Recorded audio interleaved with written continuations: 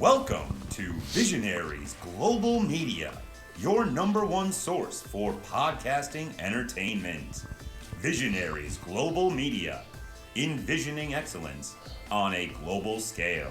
This is Banned from Ringside. Tonight on the Banned from Ringside podcast, Asuka turns heel. Drew McIntyre, does he join Judgment Day or not? We still are entrenched in the Carmelo Hayes Trick Williams saga, and your full gear predictions. That and a whole bunch more tonight on the Banned from Ringside podcast. I was tripping off that. That's two, at least, heel turns in back-to-back days. And factions. Ditch that 9 to 5. It's time to feel alive. Hello, Marks, and welcome to the Banned from Ringside podcast. As always, I'm your host, Bill Vagey, a.k.a. Heel Street Blues, and sitting directly across from me, we have Jason Cornelius Bell. What's going on, JCB? To all the real beefers, please stand up and all be accounted for. And if you don't give a fuck about a bitch, then you're rolling 314. And on that movie note, I'll ask our congregation to bow their heads as I read from the latest edition of the Banned from Ringside podcast, volume 334, chapter 3, verse 14. And the good smart saith, hashtag boo the heels. It's all good, baby. Listen, share, subscribe, repeat, the holy trinity of BFR. Prediction week, pre-roll week, all kinds of good shit. So if you didn't know, that's the joke. When we do predictions moving forward, we do a pre-roll while we do it so we have a good time. So we're doing full gear predictions. We're doing main roster. We're doing all that shit. We do pre-rolls the whole time. We smoke the whole time. Not all the time. Pre-rolls are supposed to be special for prediction weeks. And out there in Portland, Oregon, we have Two Beers, Zach Pullman. What's going on, Two Beers, Zach?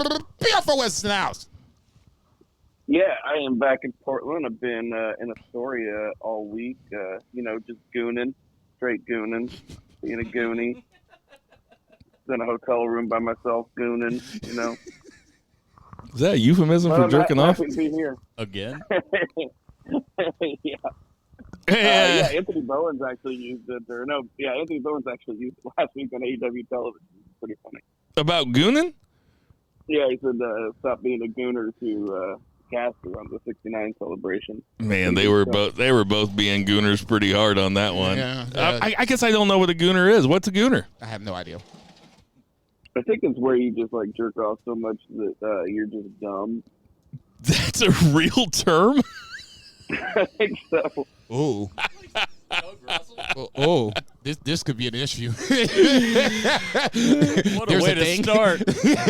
That's a thing? And sitting directly next to Jason Cornelius Bell, I don't know how I figured this was a better idea. I put Bo right next to Jason. We have Bo. We have Geese. Vice. We have Vice. What's going on, Vice? Hey, I'm happy to be here, and I got 99 problems, but eat ain't one. I forgot to give you your intro. I should have been like, "What up? Eat it." What up, turd? Hey, man. Hey, man. Hang on. How's that his intro? How's that just strictly for Bo? That's kind of fucked up. I'm just going to use it all the time. Hey, no, I will take it. So we are coming at you from... it's perfect out here. It is a perfect autumn night out here in St. Charles, Missouri. We're sitting on the back deck. We are chilling, getting ready to talk about a whole bunch of wrestling. Not a whole lot of preamble to get going. I say let's kick it off with that 3 count. 1, 2, 3. JCB, kick it off. What's the 1 count? Let's talk a little main roster. Obviously, a couple of big points going into this, one on SmackDown, one on Raw, and obviously Bill brought them up. To me, the more important of the 2 flips, I would probably say, is Asuka going to Damage Control. I was kind of worried about Damage Control a little bit, just because at least for me, when Kyrie came in, I wasn't sure how that dynamic was going to kind of play itself out, especially it feels like Bayley was not really on the same page with everybody else when Dakota Kai was telling Bayley that they brought Kyrie in to help, take the load off her, yada, yada, yada. It just felt like a weird combination. When Asuka joins, now it feels more so like they have more things in common. Obviously, you have Asuka, Kairi Sane, Io Sky, all coming from the western portion of the world. Dakota Kai, same thing. She has Stardom ties. The person that feels like the odd person out is Bayley. And we were talking last week about the possibility of Bayley flipping a babyface, and Bill was saying that he couldn't see it, yada, yada, yada. And I said that there had to be some sort of way to make fans feel empathy, for Bayley. This feels like, especially when Bayley felt like the last to know everything. Dakota was explaining everything. Asuka flips.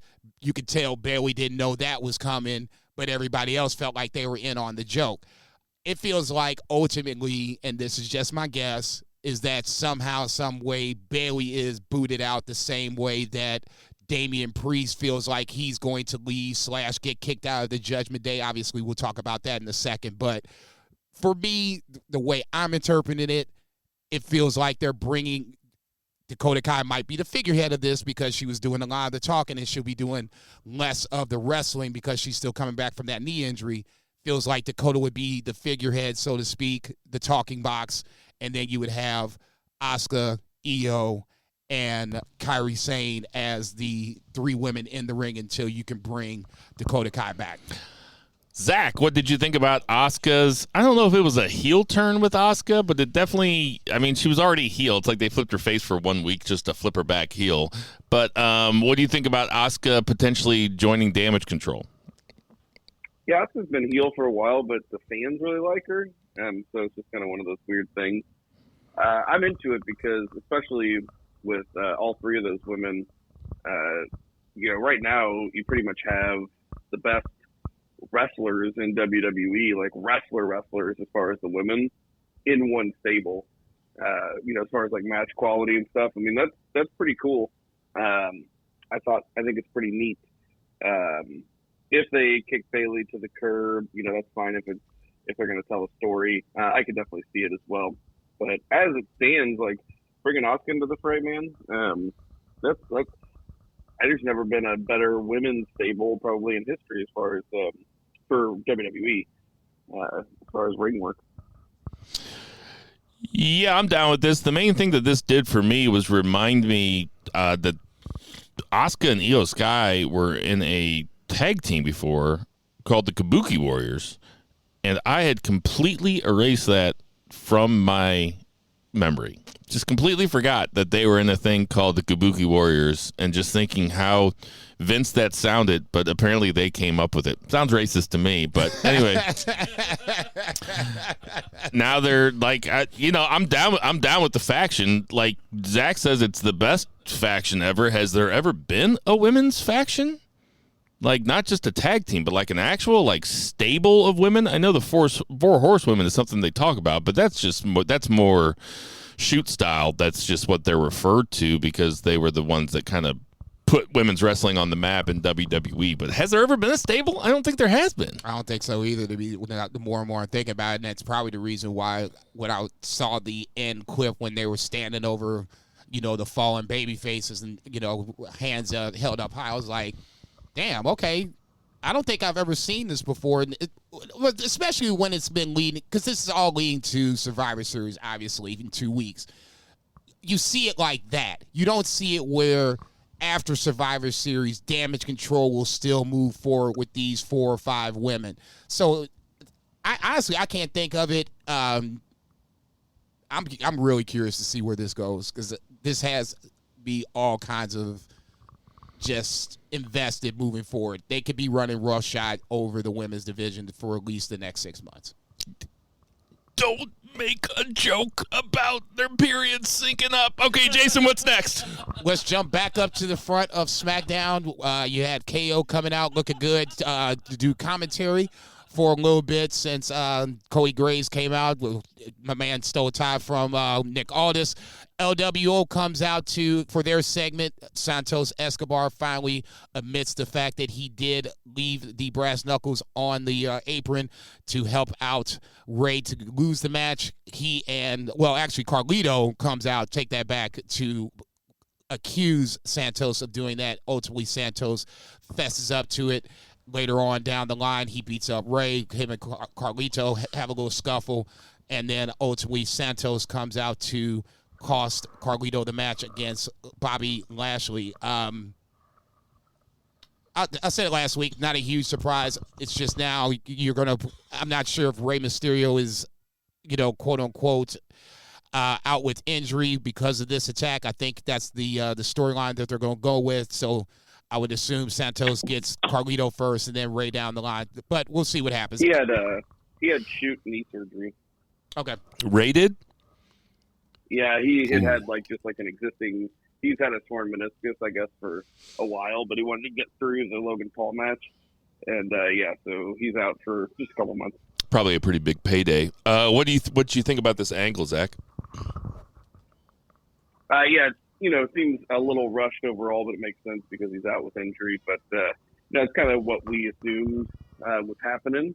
And, I'm into it. Sets up for whenever he comes back. Big fan of this. I think that's kind of nuanced. I think that Santos plays kind of a plausible heel that's probably not the right term, but, it seems like his anger is justified. He never admitted to leaving the brass knuckles there on purpose, did he? I thought he did. What they argued about it, and then that's when they started to scuffle. Bobby Lashley's music came out, and they all kind of went their separate ways.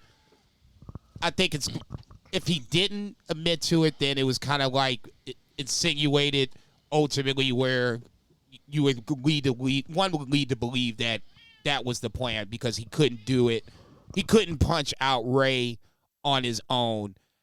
It was one of his last words to Ray. It was like, it's supposed to be me and you. It was supposed to be me and you. And now you look what you made me do to you. So I think ultimately it was kind of. I mean, you got to look at it in kayfabe style. Santos Escobar has completely worshipped Rey Mysterio. Santos Escobar has his own faction. The LWO. No, I mean before that. What were they called? In something. What were they called in NXT? Oh, Legado del Fantasma. Yeah, Legado del Fantasma. He brings him up to the main roster, and here's this hero being like, hey, check it out. I got a stable that I was in 20 years ago. How about we just update it with all new stuff? Santos Escobar is like, sure thing, hero. And so Santos Escobar has been sitting here the whole time doing everything that Ray wants. And then he makes one mistake. He leaves the brass knuckles there. And then Carlito, of all people, who's been chilling in Puerto Rico for years and years and years, he comes down. He's like, hey, check it out, Ray. This whippersnapper, he doesn't have your back. Santos is like, I've had your back forever, for a full year now. And then Ray turns on Santos. Ray believes Carlito right away. Santos has got a point. This is like how the Joker became the Joker. Great heat. I'll just say this. Do you buy that? Seth, I need a quarterback. I can't give you the full dollar. I'm gonna need a quarterback. Okay. I'll just say this. I was trying to make it work. Up to a certain point, I'll get you. When Santos got hurt, obviously still kayfabe style. When Santos got hurt and then Ray took the U.S. title chance and then won it, that feels more like the reason to get pissed off versus they're both reasons to get pissed off. To me, if I was Santos, I'd be more mad about Ray beating me to the punch for the U.S. title versus he's looking at Carlito in a more favorable light. Yeah, Santos would have had a real hard time losing to Logan Paul just like Ray did. What do you think, Zach? I do. I appreciate the nuance, like you said. It's not just, I'm going to turn heel because I'm going to turn heel and we're just going to do a program, which happens a lot. You can be pretty lazy and then they'll just say, because of the fans or because I was overshadowed or whatever. I like it. What's next, Jason? Just matches, physical matches on SmackDown. Dragon Lee beats Cedric Alexander again. Ooh, not was sure. somebody listening to my suggestion Yeah, about them having the best of 7? Well, then shit, Cedric's down 2-0, motherfucker. I mean, That's what happens. No, man, shit. Cedric's supposed to at least split. Jesus Christ, at least keep me interested. I was There's watching 5 games this. left. Yeah, right. I was watching. I'm like, man, am I this high or they this the same match again? Wait, okay, different match. Oh, Different yeah. match. Cool, No. cool. Somebody there The is match a was fan. really good. No, Yeah, man, no, they're fucking ruled. Once again, Somebody on the writing staff is a beefer. and heard you talking about this, and I love the matches. It's just what are we doing? I mean, I love Cedric Alexander. Hey, The fact that WWE writer, if you're listening, bring back Eugene. Go ahead. Come find Bill. Yeah, right. What is this ultimately leading to? Because, I mean, Dragon Lee's going to go wherever he's going to go. He's on the rise. We get that. What's this for Cedric Alexander? Is this just him getting used to put Dragon Lee over, or is there going to be a story for Cedric Alexander? That's my only question. Outside that, it was what it was. LA Knight versus Grace. I doubt it. I don't think Cedric so either. Alexander could get released tomorrow, and I would be like unsurprised. I'd be bummed because he's a great wrestler. Cedric Alexander could have a best of series with Dragon Lee, lose 4-3, and still get released the next day, and I wouldn't be surprised. I'd be like, yeah, that's right. They got as much out of him as they could. Yeah, they squeezed the juice out of that lemon for sure. That tank is dry. Yeah. Grayson Waller loses to LA Knight. No surprise there. Obviously, this is LA Knight getting reheated like Bill always likes to claim that can happen. We'll see how that will work here in a little bit. Nice vignettes for Solo coming up next week, reinforcing him stomping out John Cena, Logan Paul, reinforcing the fact that he won the U.S. title by nefarious ways. KO and Grayson Waller and Austin Theory have their little... KO was on commentary all SmackDown. Up until this point. The best. He was on fire. Yeah. Actually, you and I were talking about that over the weekend. Time to get suspended. He could pour water on me. That's fine. I can take that. Do the bottle at you. I can't handle that. Time to get suspended. Time to get suspended. I said it to Vice over between us. If and when, more so when KO decides to retire and hang them up, they should give him a mic and a set of headphones and put him behind a desk and immediately make him part of the commentary crew. I think he's just perfectly made for commentary. I think he just gets it. Jimmy Uso and LA Knight obviously are going to have a match next week. I don't get the Jimmy Uso new character. It's not like Jay. I don't think it should be like Jay, but I don't think for me it resonates the way Jay character does. I'll let you guys take it from there. Go ahead, Zach. I missed this. What is Jimmy Uso's new character? I haven't enjoyed anything that he's done since he jumped the shark. SummerSlam. So. Yeah. Yeah, Jimmy's new character, I guess, is like kind of like dumber than he used to be. That's the only thing that I can tell. Is that what Jimmy's new character pretty is? dumb. It's not even that he's dumber. He's just more like the heater, I guess. You know, he's always. What did Zach say about Ricochet last week? He wasn't that smart to begin with. Oh man, dog, nigga, that nigga Ricochet was probably with Samantha Irvin on some day, you know, and she'll take the oh shit, what the fuck was that? I just took a strike. I'm cool, baby, I'm cool. Let's say just order. I'll be right back. But yeah, is Jimmy's new character? He's just dumb. I guess. He keeps being like, I'm calling the play now, boss, Right, or yeah. whatever. I don't know. It just seems really, really cartoony. Slapstick, whatever word you want to use. Yeah, that's a better word. Not a big fan of it. I get they're not supposed to be the same, but this is more WWE sports entertainment, Jimmy, and that's just not hit. For other people, love it, and God bless you for it. If you're one of those people, I ain't mad at you, but it just not for me.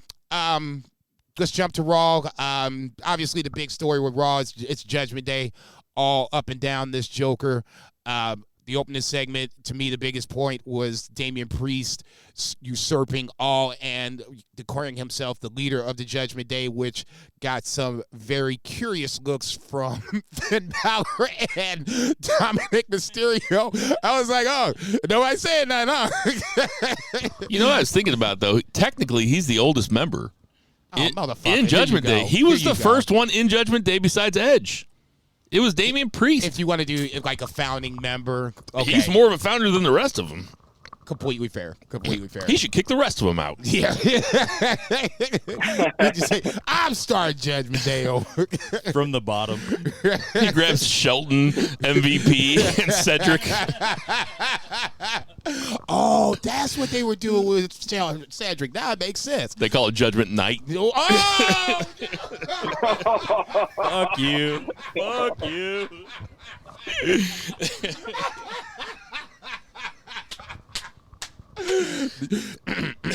You ain't shit. That leads to a tag team match between Sami Zayn and Seth versus JD McDonough and Dominic Mysterio. That ends in a DQ. Total schmalls. I was totally thinking of Bill when all this was going on. I was like, man, AEW is over here. It's filtered into Raw. They just doing this shit at the first hour instead of the final segment and shit. Go ahead. It's Survivor Series season. I mean, that's the type of shit they do. I know. I'll take this over Raw versus SmackDown. I know I've said it, but like this actually feels like everybody actually has beef with Judgment Day, and it makes sense that those four guys want to fight Judgment Day. Like, so I'm cool with it. Totally agree. Rhea and Zoe have a little segment that I feel bad for Zoe Stark. Somebody was trying to defend her to me on Twitter. It was like, Becky put her over, and that now fans are fickle because they don't like women's wrestling. I'm like, wait a minute, hang on. Becky did not put her over. She won a match versus Becky, but then from that point, it was basically from Zoe Becky to Becky Trish. Zoe was on the exterior of this. I think we're too far in the forest to see the trees, because what this actually is them using NXT the way it should be. When they call somebody up like Zoe Stark, put her directly into, and if you believe in her, throw her in, see if she can swim. You put her directly into a program with Trish fucking Stratus and Becky Lynch, and now she's challenging for the belt. At least it's new. At least it's fresh. She needs a little work on her character, no doubt. But she can wrestle, though. I'm high on Zoe Stark. I like her. I am too. I just disagree with the fact that she was. I don't think she was put in a place to succeed the way that this has kind of led. If that makes sense. The promo that Rhea cut on her was pretty fucking good. Zach, what do you think about this segment? Yeah, I think Zoe Stark's in like a perfect position for what she's doing, in her experience level as far as WWE. I think it's good. I think it does suffer from the fact that Rhea doesn't have a lot of believable contenders. Like, I don't know that. I think that's kind of what a lot of the WWE titles right now suffer from, is there aren't a lot of times where I think the belt might go away, except Seth's belt. He's like the only one really not like a super dominant champion. So at least as far as the main belts go. But anyway, I am stoked to see Zoe Rhea, and I was more stoked to see it after this. I'm into the match.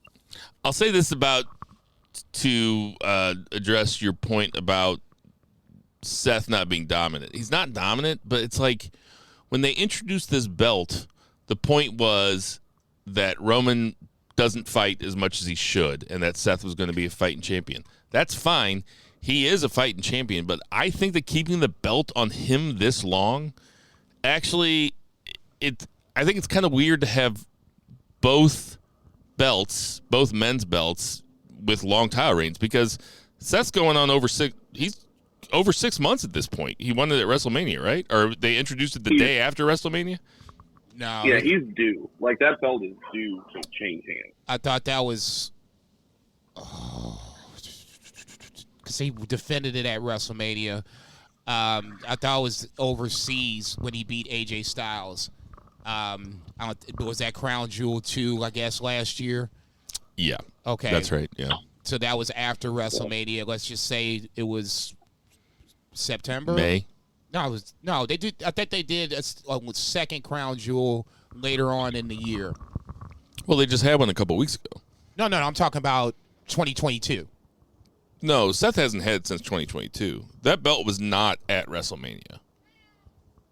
Right? I'm going to look right now. Hold that thought. I think it's about 6 months. Yeah, I think it was after WrestleMania. I think it was like May. I thought he defended it at WrestleMania. I could be wrong. Who did Seth fight at WrestleMania? I'll just go like this. Wait. Go ahead. If this is Seth and Roman are different, but you kind of want them to be different. To me, the title length doesn't really make a difference. To me personally, it's how they're booking the two different champions.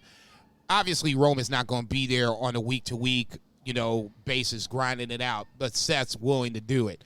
And a part of that story, or part of that, is built-in storyline of having this back injury or whatever the case may be, blah, blah, blah. For me, I've never thought that the title should have flipped. Maybe Nakamura, I'll give you that one. Damian Priest right now kind of feels like the next. I thought Drew might have been a decent one, but I want him to flip heel before that. So what was that say? 171 days. He won it on May 27th, 2023. Yeah, so he was the first champ. So he hasn't had it for quite 6 months. Time for it to change. I hope he doesn't carry it till WrestleMania. Who's Seth fighting at WrestleMania? Who do you think? Way too convoluted right now. It's like impossible to say. No. It's really impossible to say. What else we got? Nakamura beats Otis. Drew and Seth backstage. Asterisk on this. They shake hands. Drew says, the better man won, yada, yada, yada. I'm thinking to myself, yeah, you better watch that knife. Right there, I was like, yeah, he's going to flip right here. This motherfucker getting ready to stab the shit out of him. Tegan Knox beats Piper Can't Niven. trust Scottish people. Whoa! God damn! Here we go. Here we go. Some poor guy over in the Scotland pub drinking his pint, getting some shrapnel from BFR. I was like, what's this? What's this BFR? Bill's showing his colors, and they're not blue and white.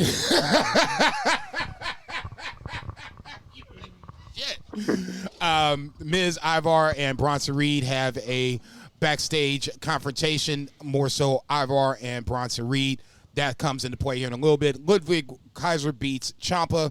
Funny that Ludwig Kaiser. Yeah, I love Samantha Urban. I think she's one of the best fucking ring announcers in the last 10 or 15 years easily. I mean that in all sincerity. I think she's just like a hotter Howard Finkel.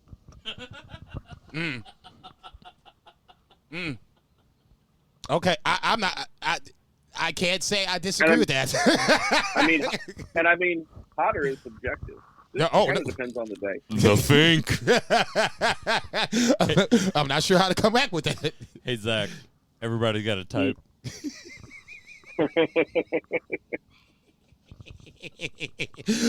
Thankfully, yeah, right. For me, no shit. I say, I'm the one that's I'm the one that's the only single guy in this whole group. So yeah, I could be the eye before you after see on this one.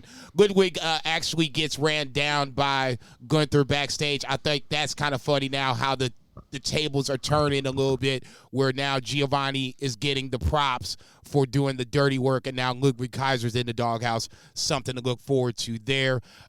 Judgment Day. I was very into this, not necessarily like the segment itself or anything, but I was very worried about them casting out Giovanni, and I'm like, oh my god.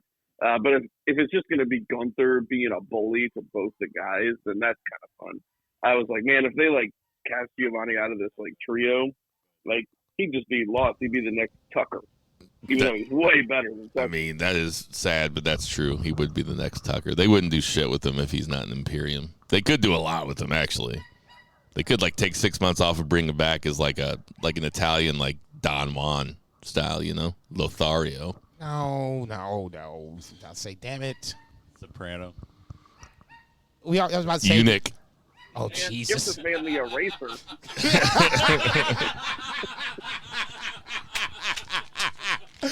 Judgment Day segments next, where JD McDonough obviously becomes a member of the Judgment Day. Xia Li beats Indy Hartwell. Nia Jax and Raquel Rodriguez backstage. Miz defeats Ivar to officially become the next contender for Gunther at Survivor Series.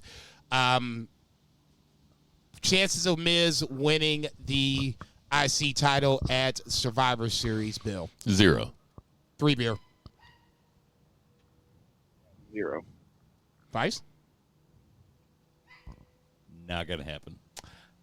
I think even if he breaks his neck in the match, he'll still roll up Miz just like Owen Hart Yep. was rolled up by Austin. Yep. Oh my god. Okay, that was a little much. Gunther ain't losing to Miz. That's fucking comedy. God, that means he's gonna lose to Miz. Yeah, right. You just put that shit out there. I know. When Bill predicts it, Yeah, it's probably going backwards. Bad news. Agent Zero over here.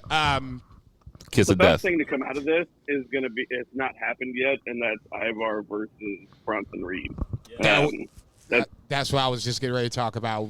The Miz obviously wins, but then Ivar and Bronson Reed fight post-match, and that looks like that's going to be a ton of fucking fun. That has nothing to do with titles. It's two super meaty men slapping meat. And when I saw Bronson Reed get to the top and do the tsunami onto Ivar, I was like, holy shit. Now, that's a fucking image right there. We need to see this shit ran back. So I would expect next Just week. like, It'll be like a third of a ton of fun. he just fucked you too. Yeah, he just got you. You just fucked Bill's joke. Yeah, I was about to say. Bill was so he was loaded. right there. Just I was saying, I I'm don't dunking even- this so ball. loaded. I don't even remember what it was gonna be. Because I say, I'm going to dunk this ball. Oh, no, I'm dunking this ball. He Move. just dunked over his own team. Right. When Banyama is just grabbing rebounds over his own teammate and dunking. That's the thing. You gotta know. You gotta know when to sit back. I'm just gonna let that one out there. Not telling my joke after that. It's hard to go after Zach when he tells his joke. It's just kind of like, yeah, that's Yeah. I mean, that ends the segment. What's next? Main event, you had Cody and Jay versus Judgment Day being Damian Priest and Finn Balor for the Undisputed Tag Team Championships. Drew McIntyre makes his presence known, takes Jay out on the outside to allow Cody to get distracted on the inside, where Judgment Day finishes him off. Judgment Day retains. Rhea and Drew shake hands at the top of the ramp. So, obviously, with Survivor Series coming up in 2 weeks, this makes Drew as the 5th member, maybe in or out of Judgment Day. We'll find out next Monday. So, I'll ask this as a 2-part question. First part is Drew in or out of Judgment Day. Second part, who is the 5th partner for Team Cody? I'll let Bill start. Let me answer that question with a question. Why did you pass over the biggest news that happened on Raw? Jinder Mahal is back. That should answer both of your questions. Drew is not in Judgment Day because This motherfucker. 3-man band is getting back together because Heath Slater is officially a free agent. This motherfucker. And 2, War Jinder Games is going to be in a Punjabi prison.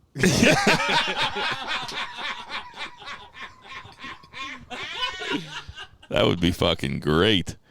And Jinder Mahal will be the 5th member for the babyface table. Can you imagine they're in Chicago, place going CM Punk, Punk, and Jinder comes out? Be tremendous. God, that would be the best troll of all time. Cult of Personality starts playing, but Jinder walks out. It's his new music. Just ripped as fuck too. Just dancing around. WWE just forks out the money to have Cult of Personality You know on what? WWE also. Oh, my God. I would just for the fact to see just Chicago implode, I would just, yes. I don't even care about Jinder Mahal that much. I would love to see that. I think the 5th babyface member is going to be Randy Orton. What do you think, Zach? Spoiler alert on that one. You picked Orton too? Mm-hmm. Yeah. What do you think, Jason? No, I agree. They put off, if Randy is the guy, and I'm 90% sure it is, I can't think of anybody else that, especially during the Triple H regime, Triple H picks and chooses when he brings guys back that feels like it's an impactful spot. Solo Sikoa, Randy Orton, yada, yada, yada. I think this feels like a spot where Randy can come back and you can protect him. I think that's the biggest thing, especially coming back from injury. You don't want to throw him into the cement mixer right away. So it would ultimately make sense. It would be better if, obviously, Matt Riddle was around, but, that's another story for another time. All right. Anything else about main roster shit? Main roster, no. Obviously, we can talk about NXT on the odds and ends portion of the program. We'll let Zach. I will say I did get to watch most of this Raw live because I was in a hotel room with a cable connection, which is something I never get to do. And I'm really glad that I don't often do that because I feel like I would spend most Mondays doing this.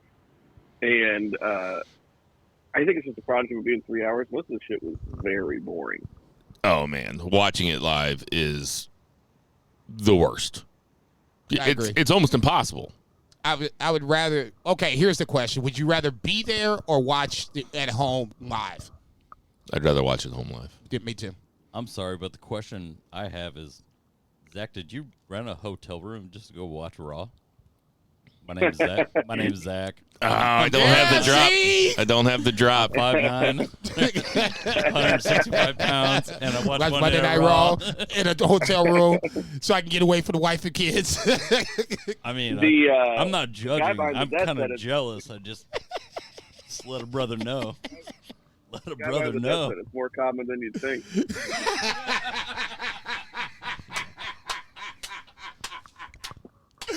That's great. Let's get to that 2 count. 1, Holy shit.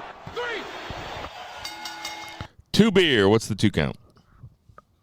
2 count, we can talk about AEW. This is the go-home week for Full Gear, which is shaping up to be a dope show. And we had great Dynamite, and we had a Rampage and a Collision.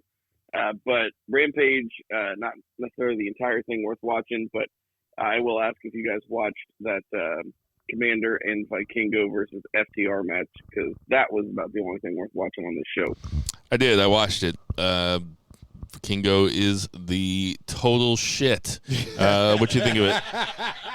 What you think of it, Jason?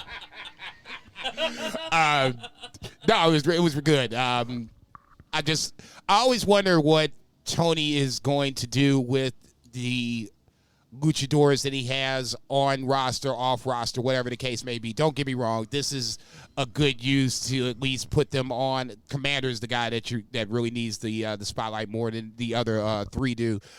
I just want to know is there a long-term plan, or is this just a scenario where they're just going to pop spot guys in and just have them, lose to fill in the blank, whomever it is. Do not get me wrong.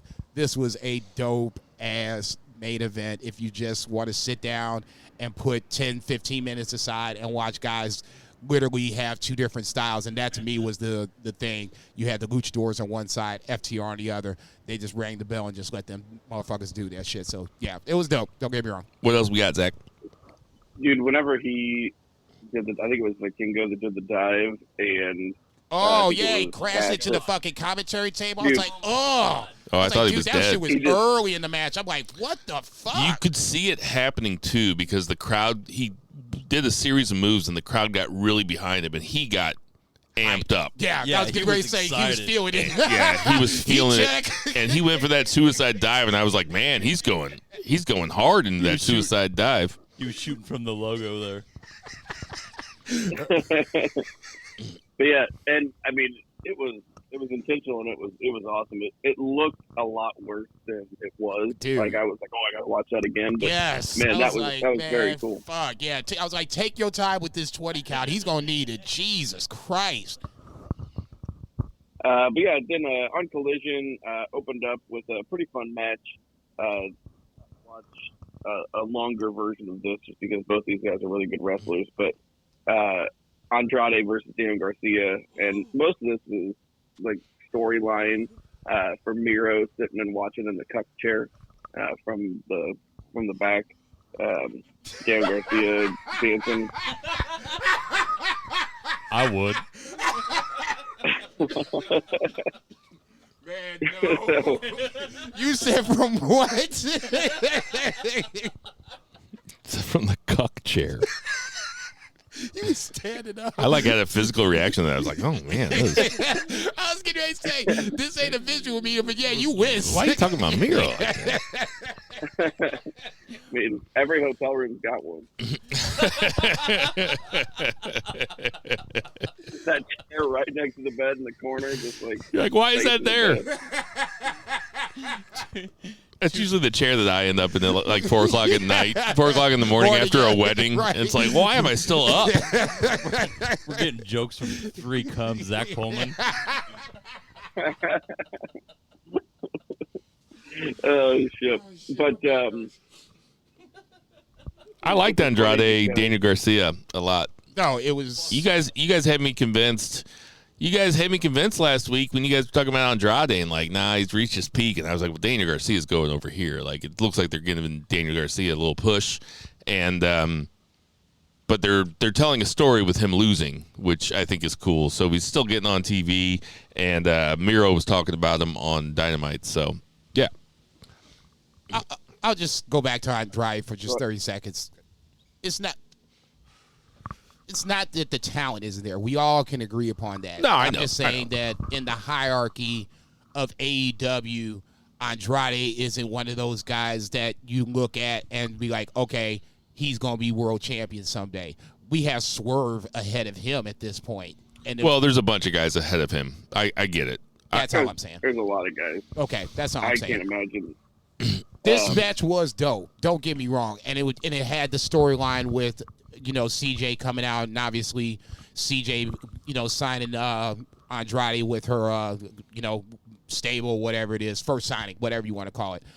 To me, Daniel Garcia is the story because ultimately these losses, quote unquote, will build Daniel Garcia up in the eyes of fans. He's losing the guys that fans see as credible. Now, long term, where it goes, that's going to be the question.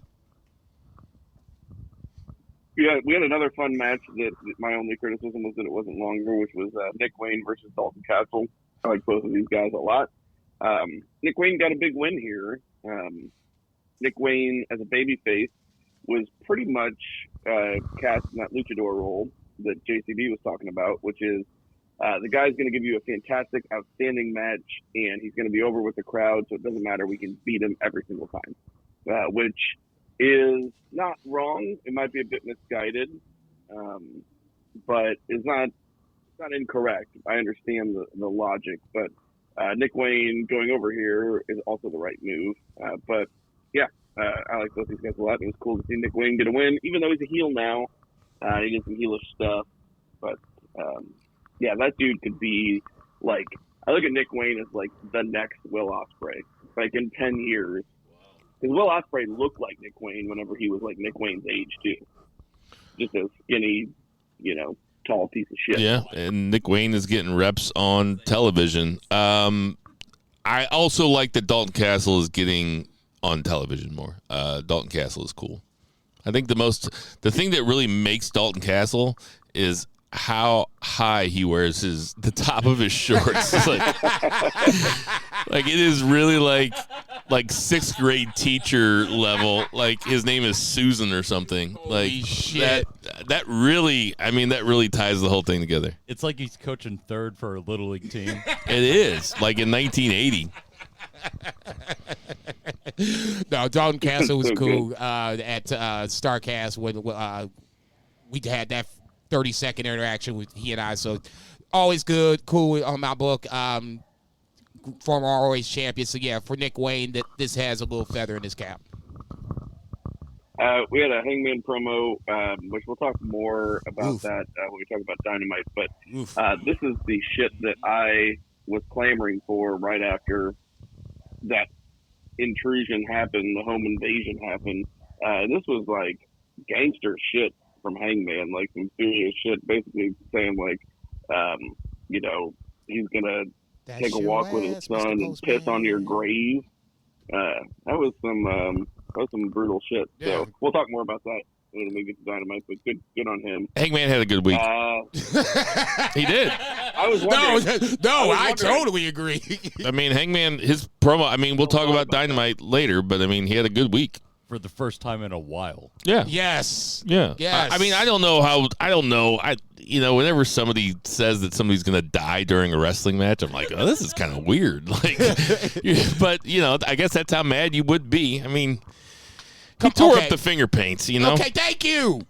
Thank you. Nana was over there just banging up the chocolate covered cherries and shit. Man, come on, man.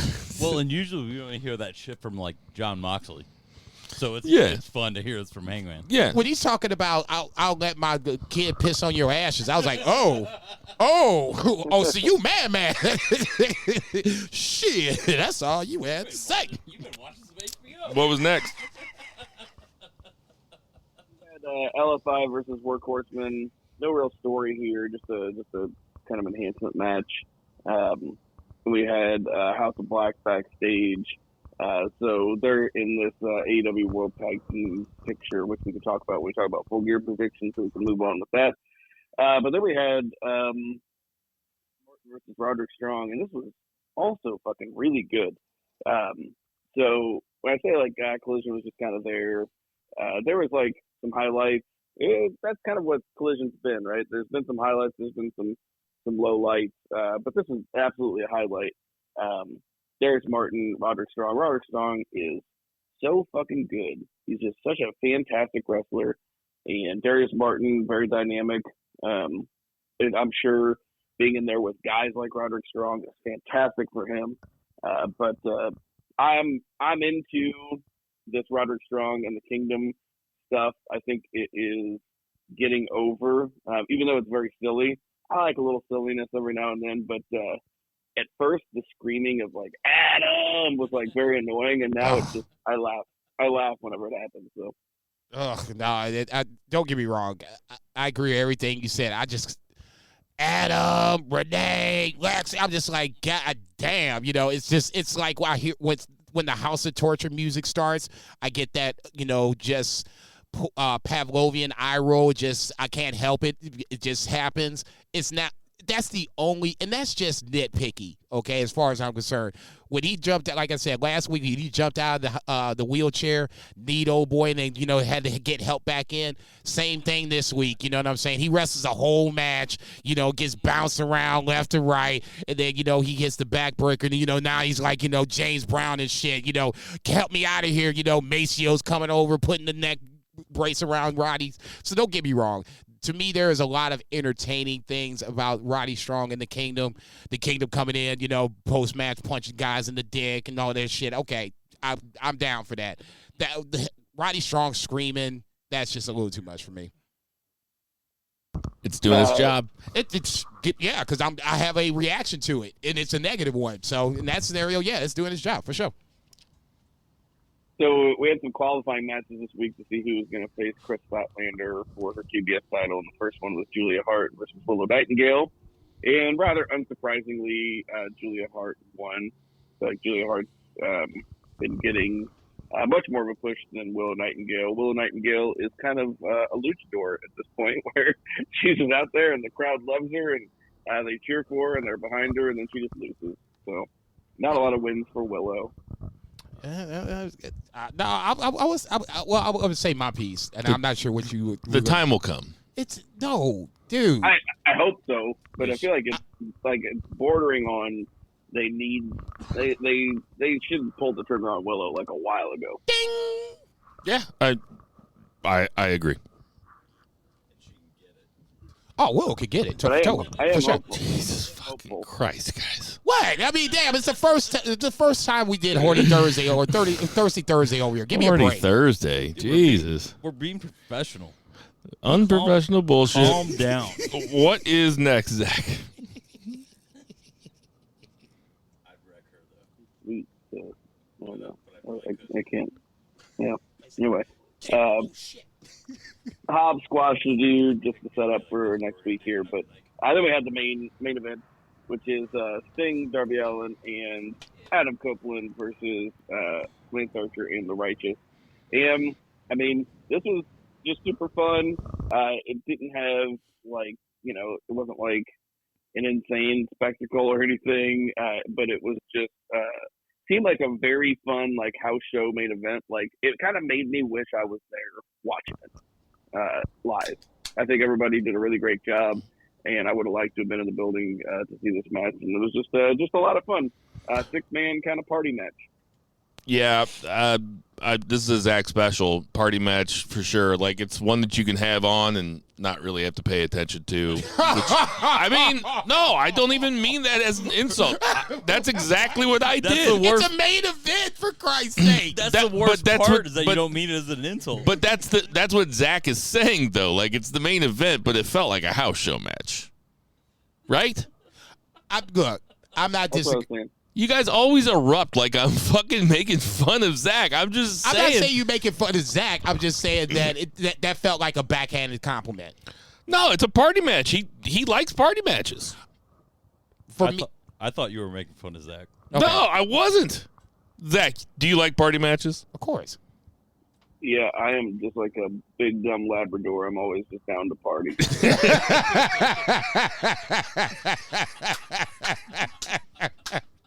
This just didn't feel like a that's great. This didn't feel like a main event to me personally. It was fine. It wasn't like I expected Lance Archer and the Righteous to go over. I've discussed that ad nauseum. Zach's telling 6-foot jokes and everybody's 5'10". I want a duck. God damn it. No, this was fine. I was very surprised hearing this was the main event. So, like I said, it was what it was. No big deal. Let's move along. And then AEW Dynamite, I thought this was a fantastic go-home show. Really great episode. I wouldn't call it the go-home show. Yeah, I was about to say, they're going to smash 2 and 1 tomorrow night, if I'm not mistaken. Yeah, it's the go-home Dynamite. That's true, but go-home Dynamite. Very few folks are going to watch it, probably. So, I mean, that's true. Comparatively. But yeah, go-home Dynamite. But yeah, we opened up with Hook and Orange Cassidy, which is a fun tag team, versus John Moxley, Wheeler Yuta. And they told a fun story here, basically that John Moxley is on Orange Cassidy's head, and Moxley no-sold the Orange Punch, and he is basically just ready to take that title. And we also got a little bit of a story with Wheeler Yuta pinning Hook. It's only the second time Hook's been pinned his entire AEW career. Before that, it was Jack Perry. So I don't know if that'll be something thrown in last minute, maybe like a pre-show match or something. Yuta Hook for the FTW title, but the seeds are planted for that. But I thought this was a fantastic way to tell the story leading into what is going to be an absolute sleeper match. I mean, you look at this card, and man, like, it is absolutely stacked. It's stacked. It's going to be a fantastic show. It can't be anything but good. So anyway, what do you guys think? What do you think of it, Jason? When Moxley ate that Superman punch, I popped so hard. It was ridiculous. As much as I bang on TK, this is one of the times where he's hitting the mark of Moxley being in Orange Cassidy's head, and now one of Cassidy's biggest moves is not effective on Moxley, and that's going to be something to watch on Saturday night. The match itself was good. I was so focused on Moxley eating the Superman punch that I never even tripped off of Hook getting pinned by Little Brother. Like you said, second pin, Jack Perry being the first. What up, Jack Perry? Keep doing the Lord's work. All that being said, that's Anna Jay's new nickname.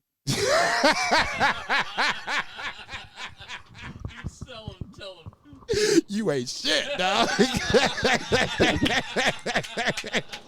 You ain't shit. No, this was good. It makes me look forward to Moxley, Orange Cassidy 2 even more. Like, I wasn't looking forward to it to begin with. But yeah, assist to Little Brother. He just, scooped up the blocks. It was like, I'll take this pin, no problem. So yeah, it worked all itself out in all kinds of ways. Then we had a fantastic face-to-face. God damn, this segment was so good, and it was so logical. Like one of the JCB's kind of tenets, right? Like Just make it make sense. Make it make sense. And this made absolutely all the sense in the world. And there were some brutal lines. And, Hangman, I was interested to see what Bill thought because I loved this. And I'm like, well, like, I really like Hangman. I was always into the cowboy shit. I thought his story of, like, attaining the AEW championship is the greatest story that AEW was told yet. It's just one of the best stories as far as just wrestling, since we've been doing this podcast. I was a huge fan of that. And so I'm a big Adam Page fan. But anyway, the gimmick is that they can't touch each other, or not only will the match not happen, but they'll both be suspended until the end of the year. Loved it. Yeah. That to me is a great step because it sets up everything else. A nice little wrinkle. Yeah, and it allows for folks to cut loose and say whatever you want because, in kayfabe style, you would be like, hey, this guy is saying all this shit to me. Why am I just sitting here and taking it? And this is the reason why. But, man, there were some great lines in here. He talked down to Swerve so hard, called him a fraud, called him a waste of human life. Basically saying you're not the man that you think you are. And he said, Don is using you, like making a living off you. And he takes that money that he makes off of your back and then goes and buys weed from a high school kid. And on Full Gear, I'm going to beat your ass and I'm going to steal your weed. And got to steal your weed. Steal your weed. Nana is great in that little segment because he's like, no, I don't. And then 2 minutes later, when he was like, he's going to steal your weed, he's like, no, you're not. This is one of the main reasons why I love this Hangman promo so much is that he kind of seemed cool. Shit. He just never really seems cool. Telling somebody's going to beat their ass and steal their weed, that's cool. And no, it's not cool. It's a nice little. You should be it's able a to nice. walk up It's and a be like, nice hey, little let me hit wink. that It's a nice little wink to the crowd. It's like, hey, I'm still out here having fun. I don't know. It's just like sometimes it seems like Hangman takes himself so fucking seriously. That was like the first. I mean, he got a chuckle out of me. I got a legit LOL. I was like, that's good. That's a good one, Paige. No, I'll just say this. I have more to say about this match in predictions, but this, Zach, if you were wondering what I thought, I fucking loved it. It was the highlight of the show. I loved it too. These are the segments that I like where you can add elements of real life shit. Swerve getting fired, Swerve getting not talking to his kids, Swerve losing his fiance, all into this feud, and this shit worked. Swerve never got to say anything. When he beat down Nana, he couldn't do anything. So that's where it was really like, So they didn't say shit about him. And then he went and beat his ass. He was like, I can't touch you, but I know who I can touch, and it makes sense. I think that's actually what he said. I think he said they didn't say shit about him. Yeah. So that's to me. And Nana was in the house too, so it would make sense that he would attack. Right.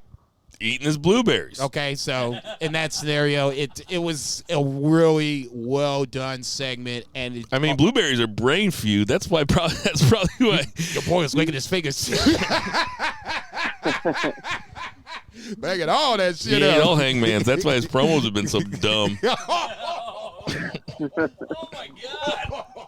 Well, so much for Hangman getting over with Bill. It lasted 3 minutes? I just got to keep it real. You come here, you come to your Hubble correspondence for honest commentary on professional wrestling. That's what I'm giving you. Bill is taking shots all night long. He's like, yeah, I've been working on my step back. Here you go. Here you go, Hangman. Kobe. Shoot or shoot. What's next? Next we had a objectively bad match for the TBS title eliminator, Red Velvet versus Sky Blue. Sky Blue beats Red Velvet. They did some near falls at the end that kind of got the crowd going, but this is pretty clunky overall. But so Full Gear will be Julia Hart, Sky Blue versus Chris Statlander in a 3-way for the TBS title. Why didn't they just announce that it would be Sky Blue and Julia Hart versus Chris Statlander. I mean, I get it. Don't get me wrong. This is, I guess, a way to build a Ruby Soho storyline. And, poor Red Velvet, thanks for coming back. Here's your Ruby Soho win, and there's a couple of L's. But, I mean, ultimately, we know where this was going. Why just not just make the match? Just make it a three-way and just be done with it. Some matches that have stakes behind them instead of just having matches. 3 beer. Come on. You said take the clunkiness part of it out. When you saw this match, you knew who was going to win. When you saw what was it? Who did Julia Hart wrestle? Willow. You saw that match. You knew what was going to happen. Really could have gone either way because we did just have Julia lose to Chris Statlander. Yeah. So, I mean, God bless you. When it happened, it could have gone either way. God bless you. But listen, I just don't know what Sky Blue's character is supposed to be. Is she just always stares dead-eyed, but it's not dead-eyed enough? Honestly, I don't care at this point. Okay. Yeah. Oh, yeah. Okay. Obviously, you'd hit. I mean, that goes without saying. I just think it means her character is there. It's like Nikki Cross on Raw. She sits there and, does a blank stare and has a match and then, walks off. Okay, great. I'd hit Nikki Cross too, but that doesn't necessarily mean I like a character. Just like a girls do porn chick, just dead-eyed, regretting everything, just waiting for the paycheck. Come on, hey man, I'm about to say, I think I got a little game where I would like to think she'd be into me a little bit. You guys are all over the place, dude. I can put a cat in the oven. That'll make it a biscuit. You know what I mean? What was next? Next, basically, Miro is going to beat up Daniel Garcia, I guess, for dancing in front of his wife. I don't know. Andrade is the one that's being, that's what I was thinking. But I was like, why? Yeah. Look, Daniel Garcia is just in the middle. I think that's a cool story. I think they're telling a really nuanced, well-told story. You dance in front of my wife. Daniel Garcia dancing in front of Miro's wife. Man. Miro, a swing dancer flipped my wife 3 times at a wedding. Man, Miro is really, though, if you put together all these Miro sitting down backstage little vignette promos, I mean, they are poetry, dude. They are fucking art. Miro talking about how his wife just doesn't bring the worst out in everybody else, but she brings the worst out in him too. And then he said to Daniel Garcia, "I don't pray to God anymore, but you should." I was like, "Uh-oh." It is so fucking good. Goddamn. God, it is he gonna art. kill this boy. It is art. They're going to be studying Miro. They're going to be studying these in 400 years. They're they're going to be like, Miro wasn't that famous when he was alive. And then, 400 years from now, they're going to be like, what? How dare you? Look at this Dynamite from 2023 November. He's going to be like fucking Sun Tzu in 400 years or something. He's going to be famous. They're going to have fucking statues of him all over the world. They're going to be like, yeah, he really didn't click until about 100 years after he was dead. They're going to be like, what? And only BFR called it. And only BFR called it. Somebody will uncover this. Right. See, I told you somebody told it beforehand. And I'll be the prophet. They'll be the Giggle Twins, the prophet, and then the guy making all the dick jokes. They'll study us. It'll be Miro will have his magnum opus, The Art of Getting Cucked. Jesus Christ! You almost had me doing another spit take. Ooh! You almost had me doing another spit take. Bill does almost spit his beer, and JCB just smacked my headphones off. What was next? Next, we had Mariah May fangirling out backstage with Toni Storm. This was my favorite Toni Storm performance to date. Very, very fun. She called Tony Khan the studio head. It was awesome.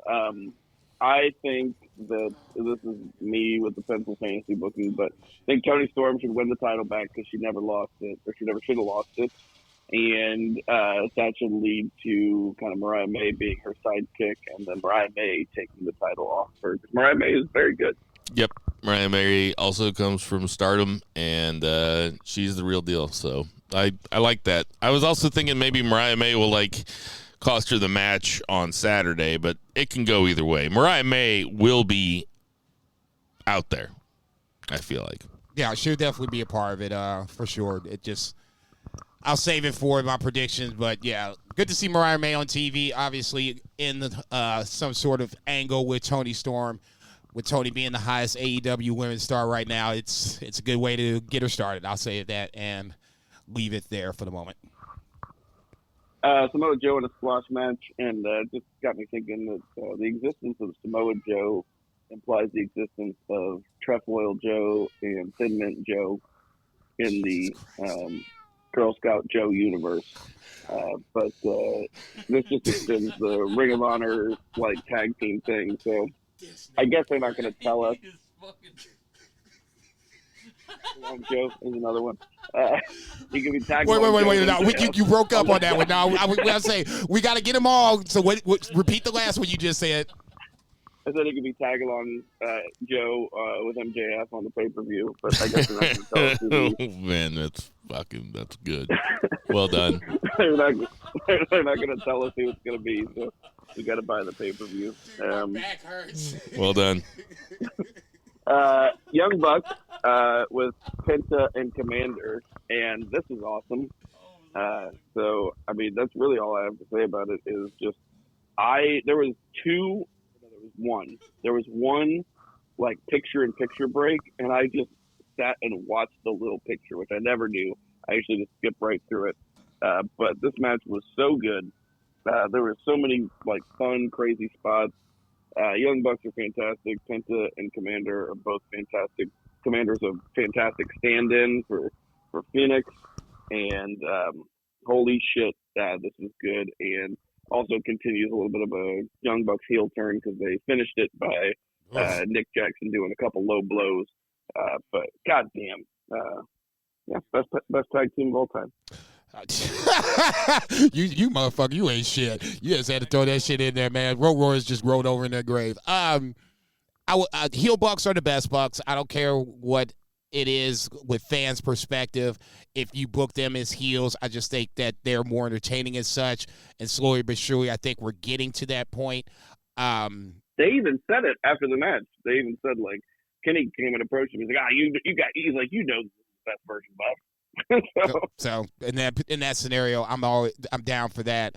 You said it right. Komander was a great replacement for Phoenix. Not saying that they would be the Lucha Brothers, but I don't think that this match missed a step with Komander being a part of the match itself. It was solid, Bucks doing what Bucks do. So in that scenario, this was well worth the watch, and it sets up, obviously their full gear match more. So. And then what happened backstage? They had a little segment, and Kenny came out to kind of approach them and ask them why they cheated, and say hopefully we can keep it clean in our match. And then Jericho came out and called them jackasses, and they started getting a little bit of a brawl. That was this is a unique dynamic heading into this match, that our beef isn't with Kenny, our beef is with Jericho, and Jericho's like, let's go, we got a match. I found it kind of surprising that the Bucks healed it up in their home country, which they are from like Bakersfield or something, right? They're from Rancho Cucamonga. Yeah. Cucamonga Cracker Killers. Oh, Jesus Christ. So, God, could you be any more of a mark? Hey, he's a mark, dude. Let him mark out. He did. Obviously. Interesting dynamic going into this match. I don't know what they're doing with the Young Bucks, so I'm interested to see who wins. I mean, they can do whatever they want with the Bucks, and don't take this disrespectful, Zach. I'm about to say don't break shit in the hotel room. You have to pay for it. Bucks could go any way they want to because they're so fucking over. If they wanted to heal it up, great. That's what for me, that's for my money. That's what I want to see. If they want to be babyface, they can. They want to lose this match, win the AEW championships, doesn't matter. Bucks can be booked any old kind of way they want to, and it will be okay. Oh, they're going to be full heel here, I'm pretty sure. And I can't wait. What's next? Squash match with the Guns, and then with Wardlow. We're just reminding that Wardlow's still out there. Then we had the Dragon Gaiden Street Fight, or Like a Dragon Gaiden Street Fight. So it's a video game tie-in, which as far as marketing tie-ins, this was probably the most entertaining I've ever seen. So Jericho, Omega, Ibushi, Paul White. What about the Mountain Dew zombie match or whatever that was? You remember that? What about that? Yeah, it was. What was that? The Pitch Black match? Yeah. No, do you remember the one that was a lumberjack match where they were all zombies? Are you talking WWE? Yeah. It was Walking Dead. It was like when the Walking Dead happened. Oh, when Miz got hurt. Yeah. Yeah. That was through the Thunderdome era. Yeah, that was the best one. Jesus Christ. Oh, man. No, this is so much better. But, that was brutal. Really bad. It's like, what the fuck am I like watching? one of those, yeah. God. Why? So I loved that I have not played this game. I was actually not familiar with this game, but it actually intrigued me enough. Like it did the job it was supposed to do. It intrigued me. I'm gonna go seek this game out and like just see what it's about. Because they had like all of these props that were related to the game, and they were also wearing suits because that's what the dude in the game, wears a suit. I don't know. I'm gonna look into it, but this match actually had 2 commercial breaks that were picture-in-picture, and I watched both of them just entranced because there was the craziest shit in the world happening. I mean, there was Kota Ibushi on a bicycle, like doing clotheslines with a pipe until he got clotheslined off of it. And then there was Takeshita using the bicycle to like slam it into people, which a bicycle is very sharp with a lot of protruding shit. And then he does a brain buster from Kota Ibushi on the bike. Paul White got slammed barely platform to a car. I mean, that was I was like, man, Paul White's just gonna have to stand in one place and punch people, and then they had Hobbs throw him on top of a car. Dude. Oh man, that was brutal. But it looked like a bonus level from Street Fighter 2. yeah. Test your might.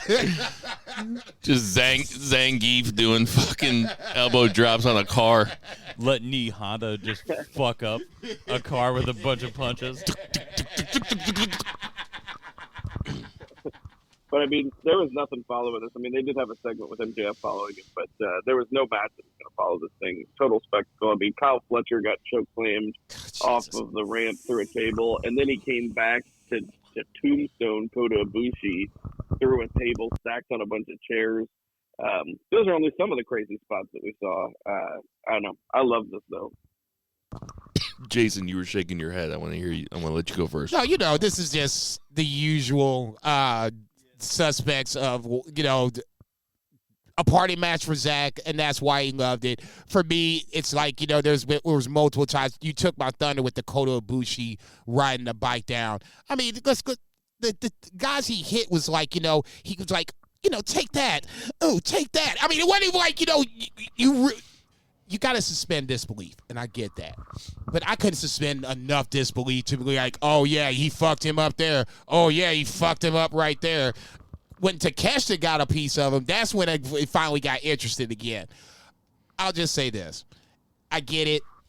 It was a fun little match. For me, it missed in certain spots, but that's the thing it is about wrestling. It's something for everybody. This was Zach's time to hit the buffet.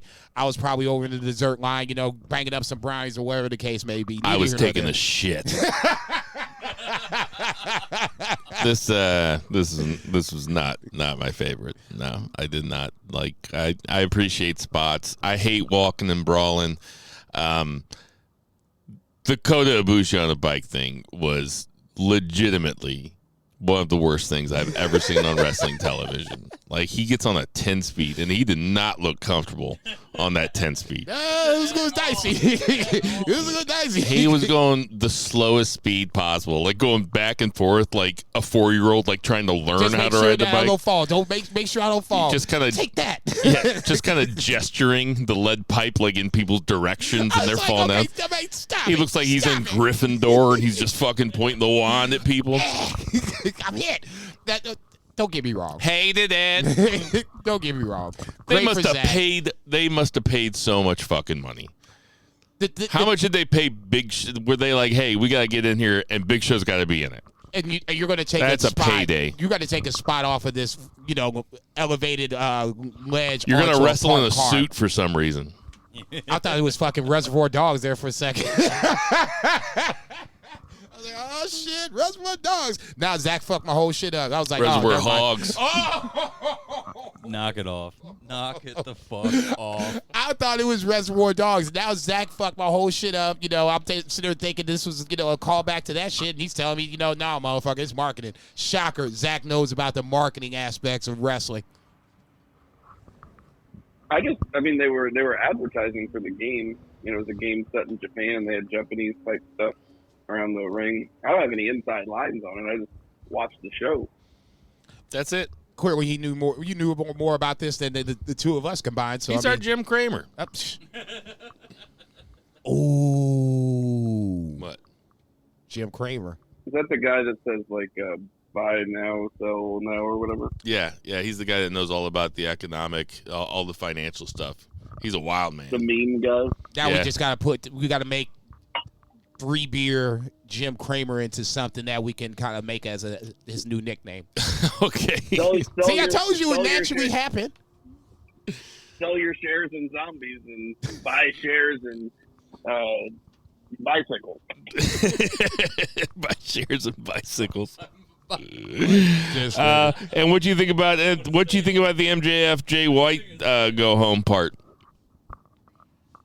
They laid out MJF, which they should have done, especially because I don't think anybody thinks Jay White's winning. So you gotta, Jay White's had his belt, been laying him out. He's been making him look weak this entire month because he's gonna lose at the pay-per-view. But it was a fine go home segment. It was good promo from MJF. I like the promo, and I don't know that they need to do much more on Friday to sell that match. No, I don't think so either. I think that they probably won't even try. It'll probably be a bunch of vignettes. I'm thinking on Friday the go home segment's going to involve Edge. Jay White's gonna sit down with Renee. They both are at different points, obviously. So it feels like it's a boxing match, and you have the segments on SportsCenter, talking to both guys, the night before the fight or whatever. So that's what it feels like to me on that aspect. I'll save for the predictions. So go ahead. Yeah, we got a bunch of AEW still to come. So let's get to that 3 count. 1, 2, 3. All right, so the 3 count, I'm going to split it up into 2, so it might be a 4 count. But we'll talk about NXT first. The family ends up going over Chase U, taking their titles back. There was some sort of story they were telling in the audience. What do you think about this, Jason?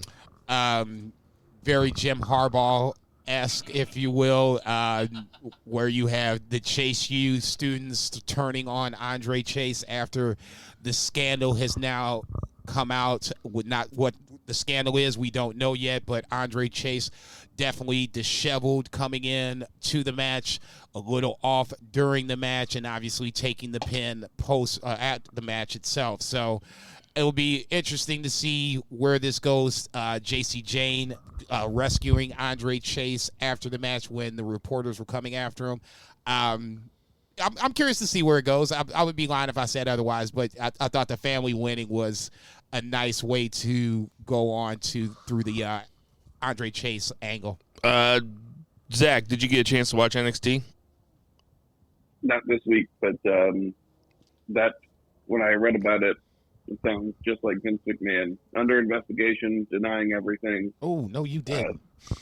Yeah. Damn. I mean, this is minding his own business, probably sexually molesting some woman right now. You just having him just catching fucking shrapnel. What's up with that? Yeah, poor Vince McMahon. I guess we'll just, they didn't. Fuck poor Vince McMahon. I don't ever want to hear that shit again. I don't want to hear people complaining about millionaires being miserable. Billionaires. Kiss my ass. Billionaires being miserable. They didn't really give us an end to the Trick Williams, Carmelo Hayes thing. they're just you're into that. Yeah. Oh, easily the best storyline in NXT. NXT wasn't too noteworthy. It does look like we're getting a Braun Breaker Dijak program, which could be fun. That sounds pretty badass. The program needs to get put over. Braun's on the way out, so it makes sense. Dijak is just like criminally underused. Oh, they could he's got the look. He's the total package. I'm talking main roster total package. Yeah, his matches against Keith Lee were the stuff that was going to spring him into the main roster. I liked Braun using the Retribution line towards the end of the Retribution shit's going to be following him around forever. That's what I was like, God damn, man. It wasn't even his call to be in Retribution. He just had to do it. Yeah, that ain't right. Braun brought that shit up. I was like, ooh. And then finally, the main event was Wesley and Baron Corbin. Dominic gets involved. Ilya Dragunov comes out, and it ends up Corbin lays out Dragunov. Corbin lays out Dragunov. Wesley told Dragunov earlier in the show that he had different plans. He wasn't coming for his belt right now. So, looks like we're going to get Dragunov versus Baron Corbin. I'm into that. For sure. Corbin is the last to beat Ilya Dragunov before he was champion. Now Dragunov's the champion. It just makes too much sense. Dragunov matches are must-see. And then we'll get to our 4 count. 1, 2, 3, 4. So, New Japan had it was basically New Japan Strong, but they had a event in Texas. We're not gonna go through the whole card. I'm just gonna say that Zack Sabre Jr. versus Mike Bailey, Speedball Mike Bailey, is definitely worth watching, and so was Yano versus Joey Janela. It went a lot harder than I thought it was going to. Dude, give me a fucking break. Went a lot harder than I thought it was going to. It was good stuff. There was almost no comedy. It was a serious match. Watch it, Zach. No, Zach, you'll like it. You'll like it. Zach, you'll love it. What I really want to talk about here is how this Wrestle Kingdom card is shaking up, because there were some happenings on this. So far at Wrestle Kingdom, we got Naito and Sonata. We have Shingo versus Tama Tonga is what it's looking like. We're going to have Zack Sabre Jr. versus Tanahashi, which is not the way that I saw this TV title thing going. And then the other one, what am I missing? Catch 22 versus War Dogs.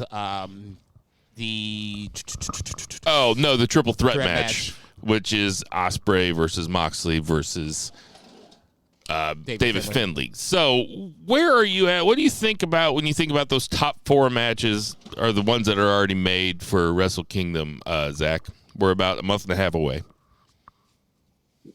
I mean, the biggest kind of bummer about the whole thing is that Sonata is just not hot, and it almost just seems like we're just waiting for Naito to take it off, and that'll be a fun crowning moment.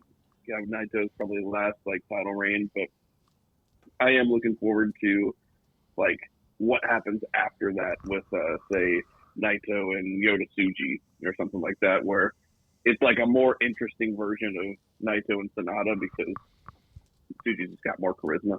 Isn't now the time to be putting Tsuji in one of these big matches? Wouldn't Shingo Tsuji be better, or Tsuji Ospreay or something? We already had that. I'm just saying this triple threat match, and you know me, I love my triple threat matches. I'm just saying this triple threat match does not inspire very much confidence for me or for what I wanted for Will Ospreay at Wrestle Kingdom. I'll say this. I'm not saying that you're off on that, but Will Ospreay feels like he's seemingly out of the door. So in this scenario, I don't think it's a crime to put somebody else like David Finlay over. Will Ospreay, has done an amazing job this year. But it just doesn't feel like he's re-signing with New Japan. Because Bill asked, why is it triple threat? So the triple threat is so that way you can have David Finlay win said triple threat, win this new title, whatever it is, if it's going to be the return of the Intercontinental Championship or a newly created title that New Japan is going to bring out. Whatever the case may be, David Finlay winning means that he can go around crowing about the fact that he's the first champion of this new belt, and he beat Will Ospreay and Jon Moxley in a match at Wrestle Kingdom. It makes just too But he's going to pin Ospreay. He could pin either or. It wouldn't matter. I mean, Man, they can't have Ospreay leave the company without taking the pin from somebody. He's got a job on his way out. A.K.A. John Cena. A.K.A. Jay White. I'm not disagreeing with you on that. If he does, fine. It's not like David Finlay hasn't beaten Will Ospreay before. CG won. This just has a lot more stakes to it. I would say just have Finlay go over Ospreay one-on-one. If you want to put him over, put him over. I think you could. Well, they're doubling down on it. You know, bringing Jon Moxley over is a nice little treat to begin with. If you have Moxley in this match and have David Finlay win said match with Moxley, Ospreay, and Finlay in it. I'm just not a fan of this. Zach, where are you at on it? What's your temp? Yeah, I would rather have just a Finlay Ospreay singles match or a Moxley Ospreay singles match rather than triple threat. I'm sure it'll be good, but I know exactly what you mean. And Tanahashi is going to be facing Zack Sabre Jr. You have all these guys. The match can only go 15 minutes. It's the TV title. It's time limit. Why are they putting 47-year-old Tanahashi in there? If I'm not mistaken, he is legit one of his best opponents, though. Tanahashi. I know that they have great matches, but we've seen it so many times. No, I agree with you. I'll say Brett and I talked about this on PSP on Monday. It's not the sexiest match, but to me, this has nothing to do with Tanahashi, and it has everything to do with Zack Sabre Jr. The magic number is 20. We're trying to get him to 20 title defenses, or at least, that's the story to it. Tanahashi just scored a pin on him at Power Struggle in their 6-man tag. Okay, so by quote unquote letter of the law, the guy that pins the champion gets a match. Wrestle Kingdom's coming around the corner. Boom, there's the match. Where are those Three Musketeers going to be on for the at Wrestle Kingdom? Where are Tsuji, Ren Narita, and Shota Umino going to be on the card? They're putting Ren and Shota in a tag team together? They're in World Tag League, so that's going to be the question mark, I guess, in that scenario. I don't believe Tsuji is in World Tag League. I would have to double-check that. They'll be on the card, but they're not. This is not their time. The only guy I'm waiting for to have his kind of breakout match is Ren Narita. We've seen it from Shota. We've seen it from Tsuji, both against Will Ospreay. Ren Narita is the next guy that I'm waiting for to have that breakout moment. They'll be on Wrestle Kingdom. I'm not even worried about that. But they're not going to be in a prominent spot on the Wrestle Kingdom card, and that's fine. And Shingo versus Tama Tonga? Probably one time too many. Tama Tonga's never had a proper. The Shingo too. Did that too. I don't know what exactly they're doing with Shingo or the Never title. They should have never gotten away from the Intercontinental Championship. It's a bunch of mess right now. Ultimately I think this is going to be just a match where they're just going to roll the carpet out, let them just beat each other for 20 minutes. Shingo retains. I don't know. It doesn't inspire a lot of. It's a kind of a weak Wrestle Kingdom card. I will say that. A lot of stuff, especially at the top, Naito and Sonata, we've seen, at least for me, I've seen it way too many times for me to be excited about it. The only thing I'm excited about is to see my boy hopefully win the title and do an LIJ roll call. Outside of that, it is what it is. What's the percentage chance that Naito Sonata is the match of the night? 25. That's high. And I was being nice. Zach, what do you think? I mean, they're both fantastic, and it is a Tokyo Dome main event. So I'd say that, I'll give it that. I might even say between 25 and 33. There we go. I like the confidence. Hedge your bets. He's not hedging his bets. He's giving numbers. That's going to do it for our 3 count. Yeah. 4 count. We got 3 beer and 4 count. When Bill was asking where he's going to have everybody, I was going to say second, third, and Renteria at short. Let's get some predictions. Can I have that pen? Not the smoking one. I know, motherfucker. I'd say, God damn. Yeah, man. The writing one. I got you, motherfucker. I got you. So, I will not be watching Full Gear live. I don't think so. Neither will I. But I am very much looking forward to it. Full Gear is this Saturday, and we got some predictions for you. Let me just read the scores real fast. Zach is in the lead with 98. Jason is in second with 97, just trailing by 1. And Bill is in third. So,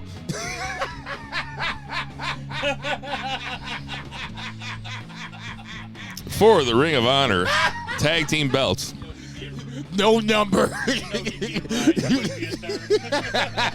Let my black ass be in third by like double-digit points. Boy, I'll be getting talked about like the only reason I'm in third is because there's only 3 of us predicting. If there was 4 of us, I'd be in fourth. If there was 5 of us, I'd be in fifth. You ain't shit. I am trailing by double digits. 86 is what I have. So You're we welcome. have MJF and Mystery Partner versus the Guns from the Bang Bang Gang for the Ring of Honor tag team belts. Zach, who do you got? And you're as bad at predicting as the pollsters in the 2016 election. Damn, dude. Come on. What was the match? MJF and TBA versus the Guns. You had to kick him first. Like, okay, what was the match again? Like the one I'm really going back and forth on. I'm gonna pick the TBA and MJF, but I wouldn't be surprised if it was the Guns. But I am gonna pick them. I feel like if they're gonna wait until Adam Cole comes back before he loses this thing. But yeah. Anyway, that's what I'm picking. MJF. Jason, who do you got? I would really hate to see the Guns lose in this spot because it feels like they would be a team that could benefit being ROH champions. However, I am just going to go ahead and do it. There's no real rhyme or reason to it. I think I'll take MJF and TBA. I don't want to do it, but I'll do it. Yeah, for all the reasons that you guys said, and because, yeah, you know what? Yeah, I'll go with MJF and TBA. I mean, I guess they could tell the story of the Guns winning to make it seem a little bit more realistic that Jay White could win or something like that. I wouldn't be surprised if Jay White gets involved in this somehow. I don't see that. It would be the reason to make it if the Guns won. I think it would be no TBA. MJF would come out solo dolo and come out and take the L, but then retain later on down the line if he retains. That would kind of make the most sense. I think this would be a spot to get the Guns over, and it just doesn't feel like it's going to happen. So I don't know. We'll see. So we all have MJF and TBA. Next up, we have Timeless Toni Storm versus Hikaru Shida for the Women's Heavyweight Championship. Jason, who do you got? I'm going to go ahead and make this the lock of the week. This is going to be Toni Storm. It makes no sense whatsoever for Toni Storm to get this new gimmick, get Luther. Mariah May is on the horizon. You're doing all this. You're making her the focal point of the division. It's Toni Storm, and it would be a stunner. I'll take the 2 points, 3 points, whatever the penalty is, for me being wrong. I just don't see. Hikaru Shida's just been criminally misused from the second time she's won it. Now this is the third time, just setting somebody else up. This is Toni Storm all the way. Yeah, I got Toni Storm also. Never should have been taken away from her. Hikaru Shida doing her part as the resident transitional champion. Who do you got, Zach? Yeah, she's the Sasha Banks of AEW. Shots fired. Who do you got? Toni Storm. Okay, here is a side question, no points, but obviously Tony Khan has announced there is going to be a signing on Full Gear at some point during the card. Who do you think is the signing? We'll start with Three Beer first, Bill. And Vice, if you want to jump on this, you can jump on this too. Three Beer, who's the mystery signing for AEW on Saturday night? I think it's probably Mercedes. If it's not Mercedes, the only other thing I can think of that would be worthwhile as an announcement would be Ospreay. And I know that he's in New Japan and signed with New Japan, but because they're partners, they would probably allow for like an announcement like that. I was kind of thinking Ziggler. Stole my thunder. Stole my fucking thunder. I was going to say Mercedes woman, Dolph Ziggler man. That's the exact same thing. I think Ziggler would be big enough for an announcement. I don't think like Mustafa. I feel like for me that would be. Oh, I say for me that would be like a fart in the wind. Even though Ziggler's really good in the ring, I don't know. That would be disappointing. I feel like. Nah, I really want to see Ziggler cut loose on AEW. I really want to see it. Can I say that? I kind of hope it's Ziggler. Can I say that Put him in that tournament. A lot of us thought that Christian would be a fart in the wind when he was announced, and then all of a sudden now he's the hottest. Nobody on this podcast thought that. I didn't say that. Nobody on this podcast. This is a pro-Christian podcast. It has been for a long time. I'm just saying, in this scenario, if it's Dolph Ziggler, I'm not going to piss on it. I would be more mad about the reveal of the devil if the rumor that I saw is truth. I'll be more about that, but we can talk about that in a little bit. Oh man, what a tease! I want to know what that is. That's that professional shit. Sting, Darby Allin, and Adam Copeland versus Christian Cage, Luchasaurus, and Nick Wayne. I'm gonna go first here. This is a weird one. Sting doesn't lose matches. I gotta take the baby faces. That might be completely insane, but I think I gotta take the baby faces. Who do you got, Zach? I mean, Sting hasn't lost a match in AEW yet, and I'm not gonna bet on him to lose this time. So Zach is taking the baby faces. Also, Jason, who you got? I thought you was going to give away points there, boy. It's gotta be Sting and Darby and Adam Copeland. Not saying that Christian has to take the loss, but that's why you have Nick Wayne there.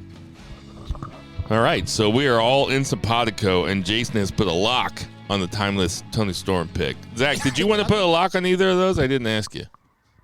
Not yet. Okay. Next up, we got Orange Cassidy versus Jon Moxley for the Intercontinental Championship. International Championship. That's what I meant. Zach, you're up first. I see this as course correction and Moxley all day.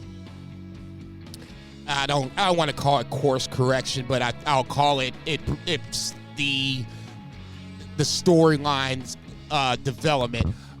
Orange won round 1, Mox wins round 2. Give me Mox to regain the international title. Yeah, I got Mox here too. I think him no selling that orange punch the other night is gonna he's kind of unstoppable right now. They book him strong enough. It's been long enough since he's held gold, except for that brief little cup of coffee that he had.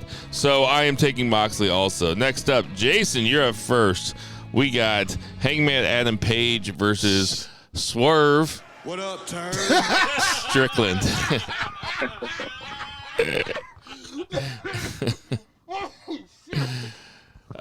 So we'll never get old. Jason, who do you got? Never get old. In my life, it will never get old. Past my lifetime, it will never get old. If I ever have kids and they hear this, it will never get old. I'm gonna stick to what I thought about this on the way over here. Swerve won round 1.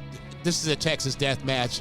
Hangman's got to win round 2. There's got to be a tiebreaker at some point down the line, whether it's at World's End. Is that the last pay-per-view of the year for AEW? Is that right? Yes.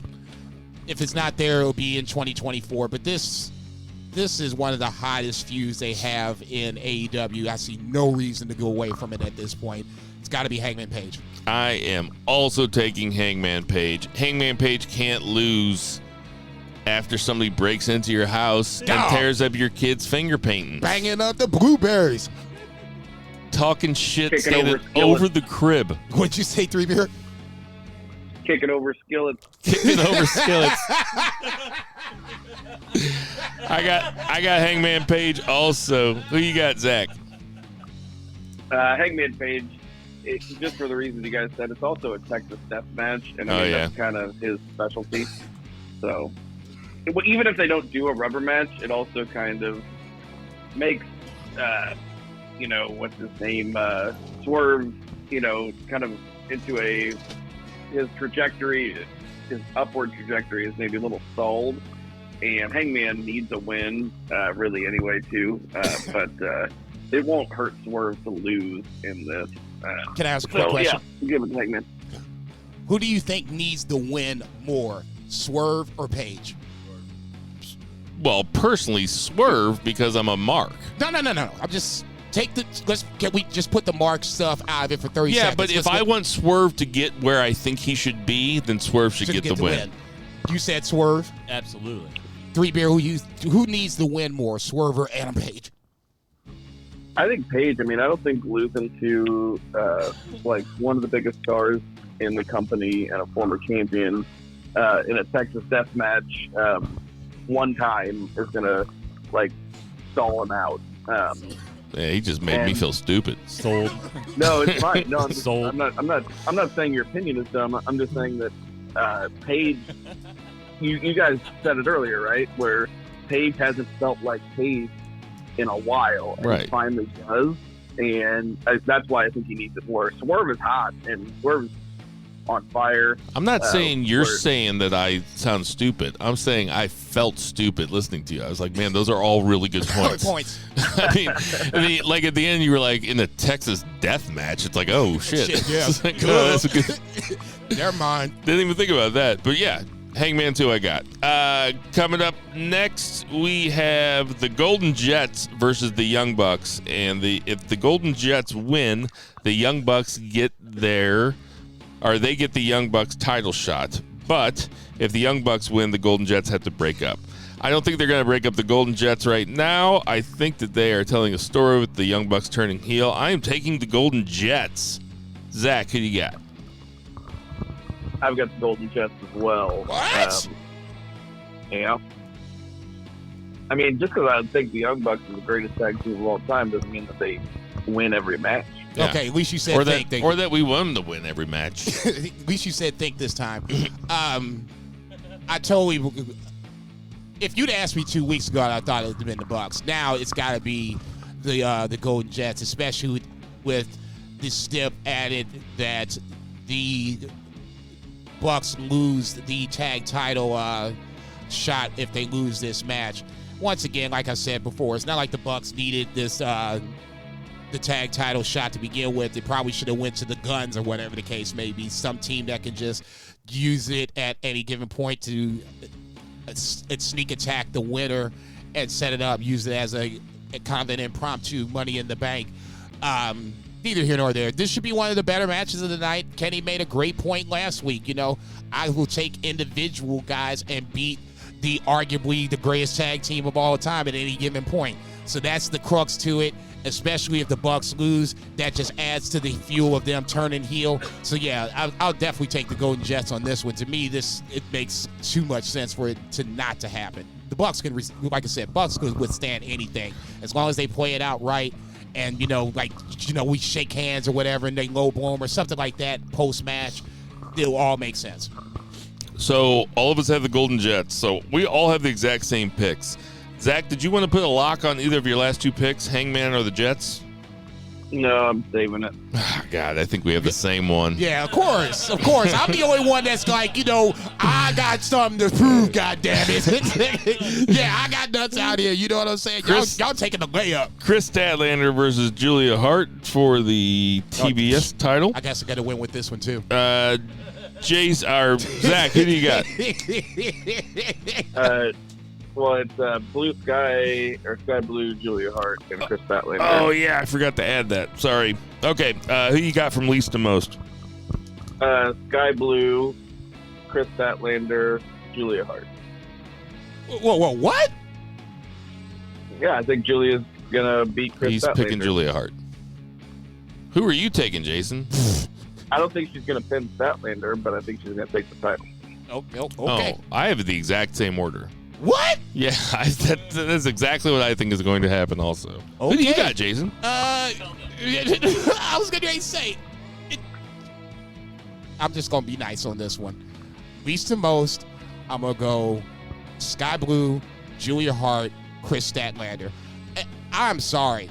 Maybe I'm missing something where we have now all of a sudden have going to graduate Chris Statlander to go up to the AEW Women's Championship. But there has been way too much effort from TK to get it to this point where now she is, being Chris Statlander, she's been the dominant mid-card women's championship. And I know this is the Julia Hart fan club here on BFR between you and 3Beer, and that's great. She doesn't have the greatest moonsault in between the women. That's still Tiffany Stratton. Neither here nor there. I cannot understand how you've made all this effort to get Chris Statlander to this point where you had her beat Jade Cargill of all people that's now over in WWE training like Clubber Lang, like, I'm going to show these motherfuckers. I'm going to show these motherfuckers. So now you're going to now have Julia Hart, the flavor of the month. Do not get it twisted. She's the flavor of the month right now. And a month from now, she'll probably go back into obscurity. She is going to beat pin Sky Blue to be the TBS champion. TK has gone through far too much to get to this point. Ain't no way in God's green earth. Nah. Hell no. I mean, Julia only lost once, and it was to Chris Statlander. Like, in the last, however many months. Like 5 months. You have always been really, really high on Chris Statlander, and I've just never really seen it. Who? You? No. You've always been really high. No, I have not. You've always really liked her. No. I have always. No, I You think a lot of her. You think she's good. I think she's good, but I don't think I've always said that the problem with the Jade Cargill thing is that the Chris Statlander coming back was not built up, and all of a sudden she just reappears, and now she's a champion. Up until that point, you saw that all Jade Cargill was in this waiting period to wait for Chris Statlander to come back, and you can go back on any BFR episode and hear this shit. They were waiting for Chris Statlander to come back so she could beat Jade Cargill. So now you're going to do all that, and then at this point, it's not Jamie Hayter. It's not Mercedes Moné. It's Julia Hart. It's Sky Blue. I have an answer for you. Maybe. My ass. My ass, motherfucker. Okay, y'all tripping. Nah, y'all tripping. I guess we'll find out. Yeah, we gonna find out. I mean, I wouldn't be shocked if she lost. I will be stunned. I mean, I am wrong on these a lot, so it just might be a real dumb pick. I don't know. Look, I'm just saying I will be stunned. All right, you're up first here. So for the tag belt, Okay. We have Ricky Starks and Big Bill versus FTR versus LFI versus the House of Black or Kings of the Black Throne or fucking whatever they're called. Jesus Christ. Unprofessional bullshit. Least to most. Let's go LFI. I like them, but this doesn't feel like this really going to be their time to win. FTR next to least, don't really need it. It would be nice to see it, but I mean, come on, they're set. I'm gonna go Kings of the Black Throne, most likely to win.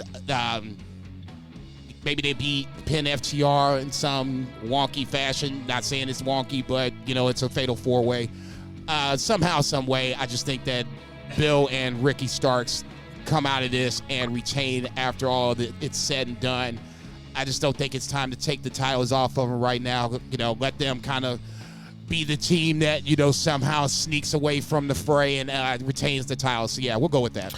Yeah, I have LFI last. I have FTR second to last. I actually have Starks and Bill second, and I have the House of Black going over here, although I could easily see Starks and Bill retaining somehow. I'm looking forward to this match. This match could be a shit ton of fun. Zach, who you got? Zach, party special. I have it just like Bill, which scares me. God damn! You see the look on his face. He's shaking his head. He's right He is now. so upset. So salty. Salty. He looks like JCB trying to swim. No, about to say he way more common than me. He way more common than me. Shit, he's shaking his head. It's like, like looking at the test. He's like the teacher looking at his test. Like, didn't we talk about this 15 fucking times? How many fucking this times? is who fucked up. This is the week I turn it all around. Uh-oh. Having a perfect week. Uh-oh.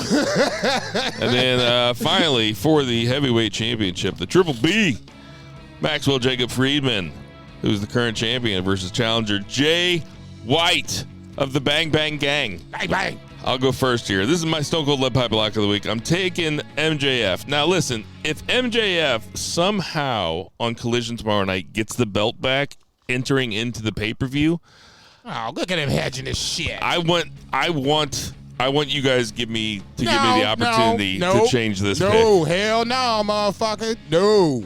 Hell no. It's only fair. Hell no. Now, see what we need to do. See what we need to do when we reset this. And I was thinking about this the other day. We should have a lock of the week, and we should have an upset special of the week. So that way, when your dumb ass gets in the hole and starts giving away points, you can get some points back. Okay, you're welcome. We'll talk about it. That. We'll talk about it. You're welcome. Next week. No, next year I'm going to be great. Anyway, MJF is not walking into a championship match without his belt and not getting it back. That would be ridiculous. MJF wins here. Stone Cold Lead Pipe Lock. Zach, who you got? Same. Stone Cold Lead Pipe, MJF. For all the same reasons? Yeah, I mean, just the fact that he hasn't had the belt, and also, as great as Jay White is, and he is where he should be, which is in the title picture, the whole company revolves around MJF and all of the various facets of what MJF is doing. I really like what Jay White's doing with Bang Bang Gang, and which I think is very funny that Renee on... I've heard Renee refer to it at least one time as the Gang Bang Gang, probably on accident. Where is this? We must find this, and that has got to be a drop. Where did you hear this? It was on the pre-show of the last pay-per-view. We must find it. We must have it. Just hearing Renee say gangbang, I was like, ooh. We must find this clip and bring it home to BFR. Well, that's to say, Moxley would probably be the scariest guy in a cuck chair ever. Oh my God! Yeah, are you kidding me? Are you kidding me? Could you perform if John Moxley was sitting in the corner like fucking Damon and next Friday and be like, yeah, go ahead, keep doing her, Jay. Be like, are you still gonna watch, sir? Yeah, I'm gonna watch. What the fuck? Even if he was really into it, I'd just be scared that I wouldn't do a good job. Yeah, dude. Can you imagine Moxley like bulldog choking and be like, "Look, motherfucker, I'm gonna need you to get some action into this shit." That's it.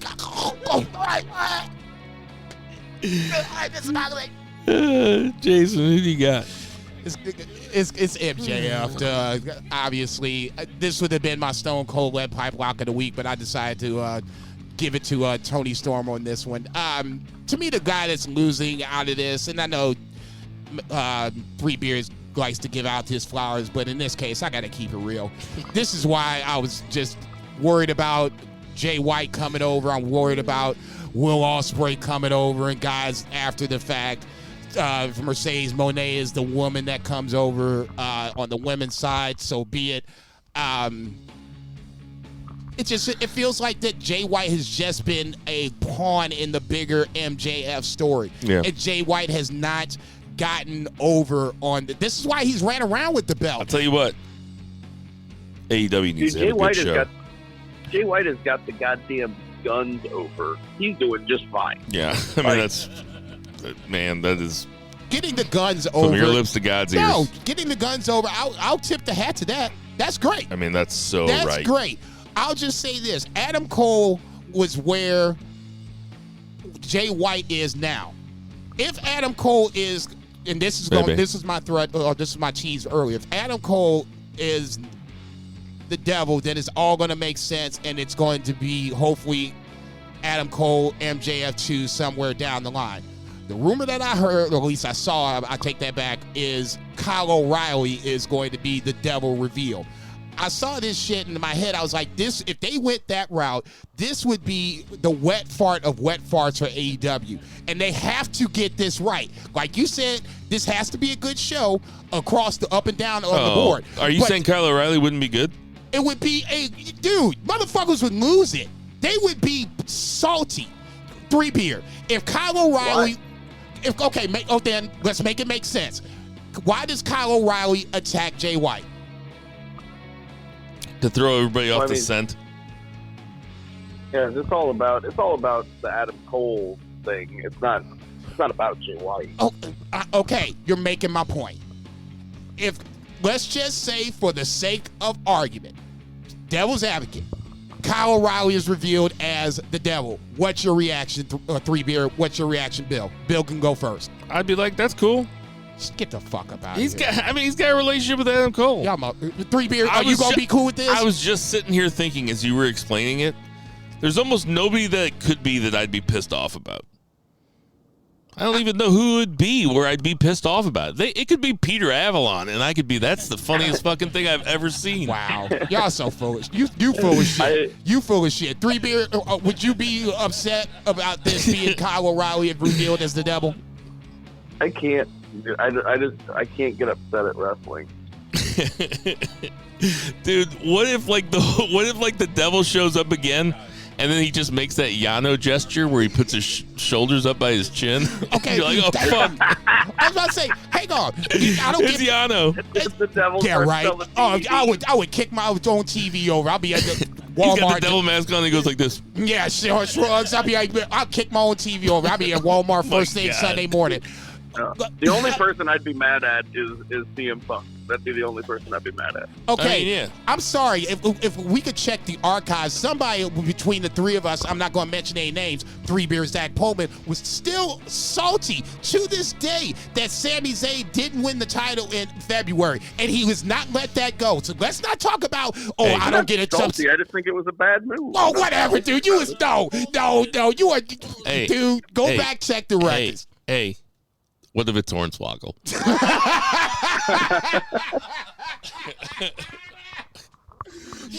No wonder they only showed his face.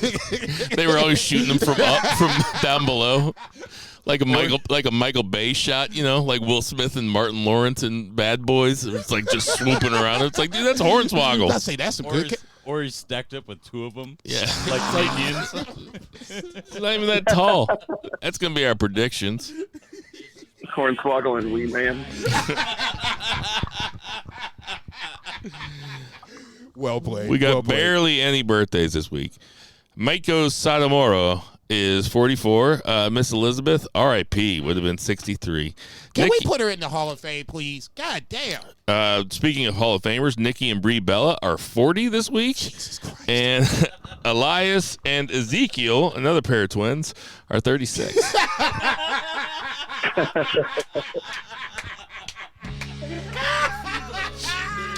Hey everybody, we know there's tons of podcasts to listen to, so we appreciate you guys listening to our podcast. For my beautiful family inside, for Murray the Murray Man, Murray for Lucha Chris, for Patriot Pat, for Vice, for Tender Mahal. Hey, I don't think we said happy birthday to Cedric Abishan last week either. We had the same birthdays, and he texted me 11:15, boys. Shout out to Cedric. Shout out to Cedric. For Vice, for 3 beers, Zach Pullman, for Jason Cornelius Bell. I am Bill Viggy. Black Lives Matter. Support your local weed dealers. Support your local restaurants, and boo the heels. Boo!